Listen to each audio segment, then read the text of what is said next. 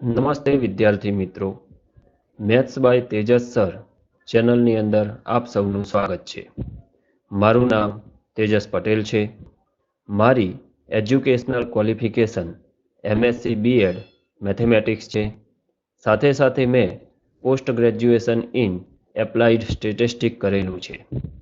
તો વિદ્યાર્થી મિત્રો, આજે આપણે ધોરણ 11 વિજ્ઞાન પ્રવાહ વિષય ગણિતમાં પ્રકરણ 1નો અભ્યાસ કરીશું. તો ચાલો વિદ્યાર્થી મિત્રો આગળ વધીએ. ધોરણ 11 વિજ્ઞાન પ્રવાહ વિષય ગણિત પ્રકરણ 1 ગણ, જેને ઇંગ્લિશમાં સેટ કહીશું. સૌપ્રથમ જર્મન ગણિતશાસ્ત્રી જ્યોર્જ કેન્ટર એ ગણની સંકલ્પનાનો સૈદ્ધાંતિક વિકાસ કર્યો.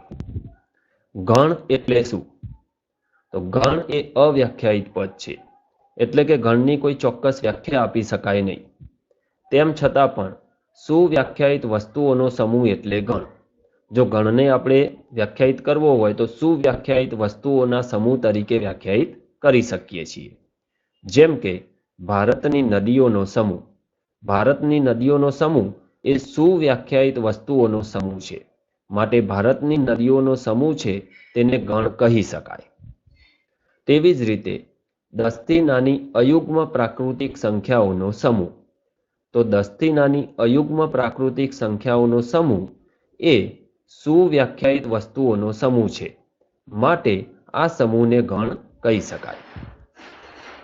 ચાલો વિદ્યાર્થી મિત્રો, ગણની સંકલ્પના સમજી ગયા પછી તેના ઉપરથી કેટલાક ઉદાહરણો જોઈએ. સ્વાધ્યાય 1.1 ક્વેશ્ચન 1, નીચેનામાંથી કયા સમૂહો ગણ દર્શાવે છે? તમારો જવાબ ચકાસો. પહેલો પ્રશ્ન છે, જે અક્ષરથી શરૂ થતા અંગ્રેજી કેલેન્ડરના વર્ષના તમામ મહિનાઓનો સમૂહ. તો અંગ્રેજી કેલેન્ડરની અંદર 12 મહિનાઓ આવશે, એમાંથી જે અક્ષરથી શરૂ થતા માત્ર 3 મહિના આવશે. એટલે કે અહીંયા સુવ્યાખ્યાયિત વસ્તુઓના સમૂહની વાત છે. જે અક્ષરથી શરૂ થતા મહિના ગણીએ તો જાન્યુઆરી, જૂન અને જુલાઈ થશે. એટલે કે અહીં જે સમૂહ આપ્યો છે તે સુવ્યાખ્યાયિત વસ્તુઓનો સમૂહ છે, માટે આપણે કહી શકીએ કે આપેલ સમૂહ ગણ દર્શાવે છે. તેવી જ રીતે બીજો પ્રશ્ન જોઈએ. ભારતના 10 અતિ પ્રતિભાશાળી લેખકોનો સમૂહ. અહીં અતિ પ્રતિભાશાળી લેખકોની વાત કરવામાં આવી છે, પરંતુ એ લેખકો કયા ક્ષેત્રની અંદર અતિ પ્રતિભાશાળી છે તેવું ચોક્કસપણે કહી શકાય નહીં.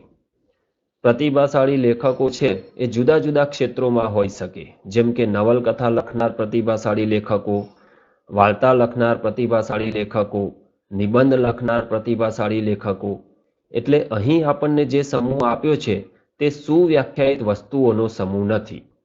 આથી આપણે કહી શકીએ કે આપેલ સમૂહ ગણ દર્શાવે નહીં.